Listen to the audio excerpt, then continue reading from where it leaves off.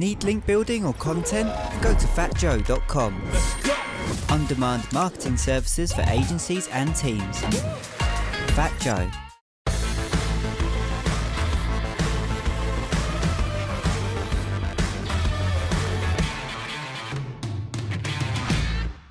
Hello everyone. My name is Araminta and I run a content marketing agency called Mint Studios. We help finance and tech companies turn their blogs into a customer acquisition channel. Now, before we get started, I'd like to ask the room, raise your hand if you're a content writer or you do content writing, just so I can see how many there are. Awesome, nice, a lot of people. So, a bit about my journey. I started out as an in-house writer for a fintech company. I then became a freelancer, and then now I run an agency. And the reason that I set up the agency is because when I was freelancing, there were two issues that I noticed as a writer. The first one was I felt that, I was writing these articles for clients, and I just knew that no one was reading them. And I also just felt that they weren't really making an impact to my client's bottom line. They weren't really helping my client in the way that I knew they could. Like I knew they could do so much more. So I set up the agency, and we now use a framework that I'm going to talk about in today's talk that allows us to create content that brings in customers, enough customers that we can pay for ourselves, that our content is more cost effective than ads, and we get great testimonials like this one. So let's go through a few titles. 10 money-saving hacks to cut your travel costs, summer savings, 8 cheap summer day out ideas for families, a guide to video-first marketing for SMBs. Now, take note, all of these titles are from a finance company. What would you call this style of content? You might call it brand awareness content, blog content, top of the funnel, something like that. Now, if you're here today, it's because you want to create content that brings in customers. Raise your hand if you don't think those titles bring in customers for companies. Raise your hand if you do think that they bring in. Okay, a bit of everything. Interesting. So, as a writer, a content marketer now running an agency, I've always felt that there is some kind of disconnect between what companies and clients want and what we do as writers or as content marketers. I feel that in the content world, we sometimes focus a bit too much on backlinks, on page views, on traffic, when a company, what it really needs is customers. That is the lifeblood of a company. Why is this important? It's important because blog content is more than catchy headlines that you can share on social media and that some people will read. Content marketing can make a big difference to a company's bottom line, can really help them grow as a company. And if you can prove that, and you're in-house and you're working for a company, that means that perhaps next year you can get a bigger marketing budget. And if you're a freelancer or you run an agency and you can prove to your client how much you're helping them grow, you're just a lot more aligned with what they need. You're a lot more aligned, and essentially it's easier to sell because you can say, look, I'm helping you grow your company. And I just feel that in the content world, we've lost focus a little bit on what matters, which is customers. At the end of the day, a company, the lifeblood of a company is revenue. Revenue comes from customers, and customers come from leads. So there's a few objections that I've seen over time, and we've heard some of them today in many of the talks. The first one is blog content is for brand awareness. It's not for customer acquisition. Or people don't make purchase decisions based on a couple of blogs. Or, this is the one that we heard today, you can't track how many customers your blog content brings. Now, I hope that by the end of this talk, you can see that this isn't strictly always the case, and that yes, you can create content that brings in customers, and you can prove it. This is a screenshot from one of our clients' Google Analytics, and you can clearly see we're bringing in conversions, in this case it's leads, via the blog content. And if I can do it, you can as well. Before I get started, I want to attribute 2 resources that were fundamental in helping us creating this framework. First, it's Grow and Convert. I highly recommend their blog, their course, their website, and they're also an agency. and the book They Ask You Answer, which I seriously think is the most important book that any content marketer could read. So why is it that as content marketers we struggle to generate customers and leads from content? There's 4 key issues that I've noticed. First, that most content strategies don't focus on customer acquisition. Second, a lot of content isn't really written for the target audience or for your customer. Thirdly, a lot of content is just not based on expertise. And fourth, most content isn't tracked. So let's go through these one by one. As I mentioned earlier in this talk, a lot of many content strategies just don't focus on customer acquisition. And sure, that's fine, but as I mentioned earlier, the lifeblood of a company is customers. And so whether you like it or not, your leadership team is going to ask, okay, where are the leads, where are the customers? And that's just, you can either work with them or you can't. But they're going to ask it. So might as well, have those numbers and, create a content strategy that actually takes into account customer acquisition. Second, a lot of content is written for the wrong audience. Now, I'm sure we've seen it in our world. You're writing an article like payment method, around payment methods. And if you're targeting a CTO or a product manager or someone technical, and they start reading the article and the first section is, what is a payment method? Do you think they're going to take you seriously? Do you think they're going to think, oh yeah, this is a product for me, they understand me? And so my point is that a lot of content is written more for beginners, and this is especially true in the B2B world and more technical industries. This is just not going to, affect your target audience, your customer, if they just don't feel like you're writing for them. Third of all, a lot of content is recycled Google content, and we've all done it. I have done it. Totally understand. But the issue then is that once again, if you're targeting someone technical or someone who knows their stuff, they can see right through that, right? And then also, you're just not exactly adding anything to the conversation, and you're not being genuinely useful, so that's not going to help with customer acquisition either. And then finally, as I mentioned earlier, a lot of content is not tracked. Now, this could be because you just don't think it's trackable, but my point is more just track what you can. Start with that, and then we'll see. So those are the 4 issues that I've seen. A lot of content strategies don't tend to focus on customer acquisition. Content is often not written for the right audience. Content is often not based on expertise, and content is often not tracked. So we're going to solve these one by one, and what I'm about to talk about is a framework that we use to create content that brings in leads for our clients. So the first one, once again, a content strategy that doesn't focus on conversions. So the solution here is, we've all seen the classic marketing funnel, right? The top, middle, bottom. And I know that a lot of marketers will start at the top, and work your way down. But we would argue that it makes more sense to start at the bottom. This is the people who know they have a problem, know they have a solution, and are actively looking for it, right? This is your low-hanging fruit. You call it bottom of the funnel. And targeting these people means that you're just going to get a higher conversion rate. So it makes sense to target them. So some examples. What's an alternative to PayPal? Someone who's searching this up obviously knows what the problem is. They're not happy with PayPal. They know what the solution is, an alternative to PayPal, and they're actively looking for one, right? They're on Google. If your solution offers this and you're ranking for it, it's going to bring in customers.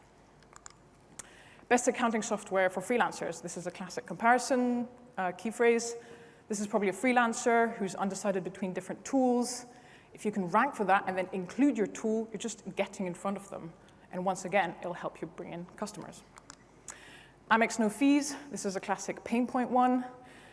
If you're ranking for this, you're literally targeting people who are not even aware your product exists, right? And so it's once again more bottom of the funnel. They're aware of their pain point. And if you can explain how you solve that pain point, you're just a lot more likely to convert them.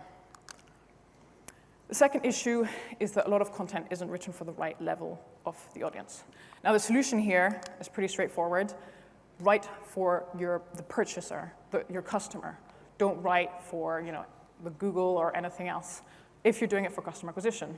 So basically, instead of saying, what is a payment method, talk about use cases, talk about examples, add screenshots, make it detailed, and really get into the head of your customer and understand what is it that they want to see. And the third one, which is a lot of Google a lot of content tends to be recycled Google content. How can we solve for that? Interviews with experts. We make it part of our service that we only create content based on an interview either with a product expert or a salesperson who's an expert on a certain topic or a general subject matter expert. And by doing this, our content is just so much better quality because we can add something to the conversation that no one else can. And what do you think your product manager or CTO thinks when they read that? They think, wow, they really understand what they're talking about. And they're more likely to take you seriously and hopefully, get in touch and become a customer. This approach has allowed us to write about APIs, about payment methods in different countries. I don't know what an API is or how to, I'm not a technical person, and we're still able to write about these topics. So it is doable. And then the final issue, which is a lot of content isn't tracked. Now, I know we've heard in today's talks that some people believe it's not worth tracking and that you cannot track it. We would argue just start with what you can track. Like, what's wrong with that, And you can start small. Start with clicks and just start with Google Analytics and use the model comparison tool. And then you can go to the leadership team and say, look, our content is bringing this, it's bringing that. I mean, it's better than nothing. And then you can level up and track form submissions and then level up and use HubSpot. But trust me, when you're working with people at the top of the board, the leadership team, they want to see those numbers whether you like it or not. So might as well track them. So that's it. That's our framework. Target people who are close to converting. Make sure that your content is written for the level of your audience. Make sure that your content is based on interviews with experts, and track your content. This approach has allowed us to bring in, tens and even hundreds of conversions, leads per month for our clients. And as I said at the beginning of the talk, content was their most cost-effective channel, more cost-effective than ads. And this accumulates over time, right? It's not just a one-time thing. The higher your blog posts are ranking, the more leads you'll get over time. This just increases, and this is an example from one of our clients. So there was a lot of theory there. What does this look like in practice? So I'm using a real case study of a real client of ours. They're called Parpera, and they're a neobank for freelancers. Think of them as like a Monzo or a Starling for freelancers, and they're based in Australia. So last November, Daniel came to us, the founder, and he said, look, I need help getting our product in front of the right people, and I basically need help with marketing. So we put together our framework, we set to do it. The first step was, okay, what are freelancers looking for online? What are their pain points? What are their triggers? What indicates that they're looking for a solution like Parpera? In order to find that out, we sat down with Daniel, we sat down with multiple of the other people in the team, and we asked them questions like, what are your value props? Talk to me about a recent conversation that you had with one of your customers. What were they saying? What were their challenges? What were their pain points? And based on those many calls, I'm talking like 5 hours plus with different people, we were able to compile a big spreadsheet with just tons of different interesting phrases that we'd heard, either from Daniel or from freelancers like customer recordings.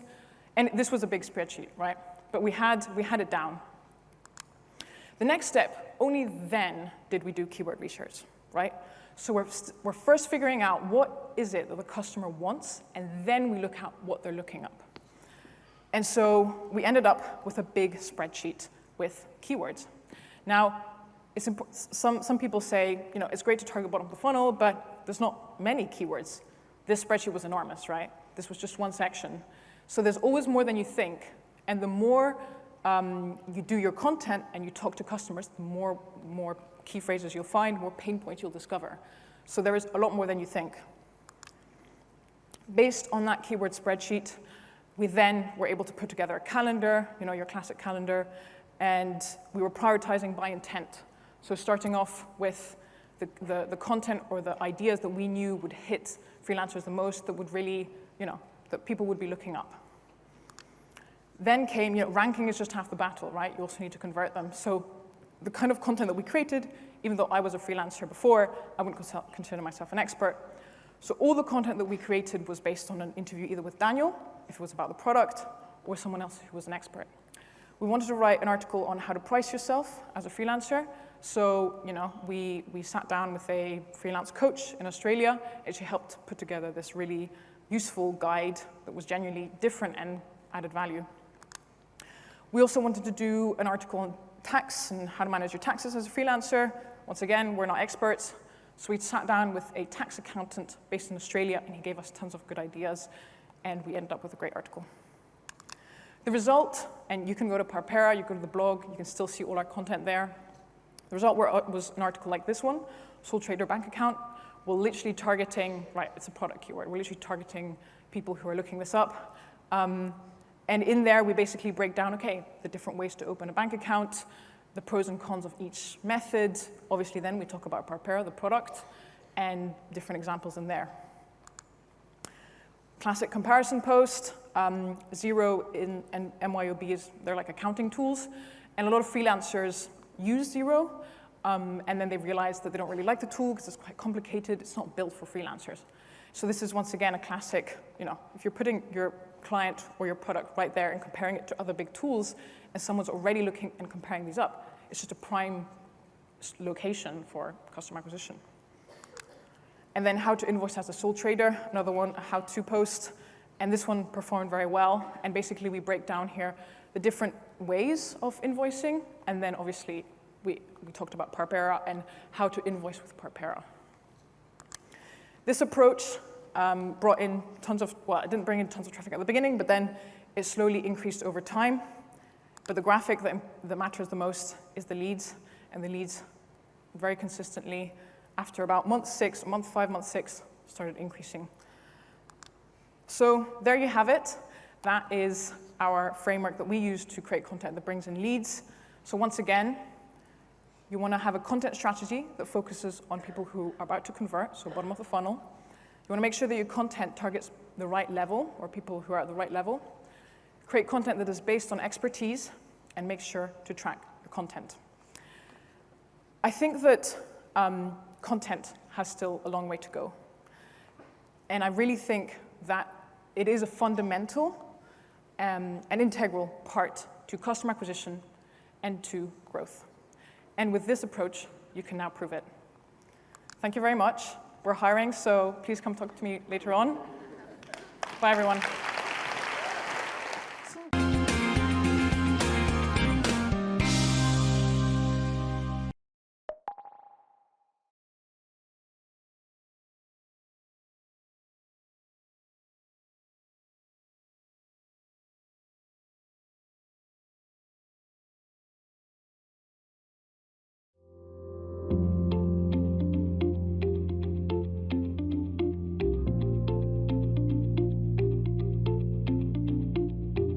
Need link building or content? Go to fatjoe.com. On-demand marketing services for agencies and teams. Fat Joe.